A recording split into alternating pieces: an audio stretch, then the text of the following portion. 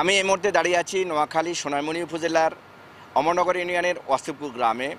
এখানে বাপেক্সের তত্ত্বাবধানে বেগমগঞ্জ গ্যাস ফিল্ডের 4 নম্বর ওয়েস্ট কূপের খনন কাজ শুরু হবে। এখানে 4টি কূপ খনন করা হবে, প্রতিটি কূপ 32 মিটার খনন করা হবে। এখানকার কর্মকর্তারা আশা করতেছে যে প্রতিটি কূপ থেকে প্রতিদিন 10 মিলিয়ন ঘনফুট গ্যাস তারা উত্তোলন করতে পারবেন। এই গ্যাস জাতীয় গ্রিডে সরবরাহ করা হবে বাকরাবাদ গ্যাসের মাধ্যমে। নোয়াখালীতে জাতীয় গ্রিডের কোনো সংযোগ লাইন না থাকার কারণে এখানকার গ্যাস সরবরাহ করতে তাদেরকে অনেকটা হিমশিম খেতে হচ্ছে। তারা আশা করতেছেন যে এইখানে যে গ্যাস পাবে সেই গ্যাস খনন করতে 3 মাস সময় লাগবে।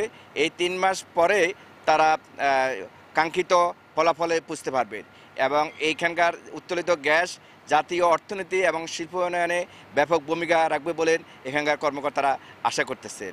এই ছিল আমার কাছে সর্বশেষ সংবাদ। সাইফুল্লাহ কামরুল, সময় সংবাদ, নোয়াখালী।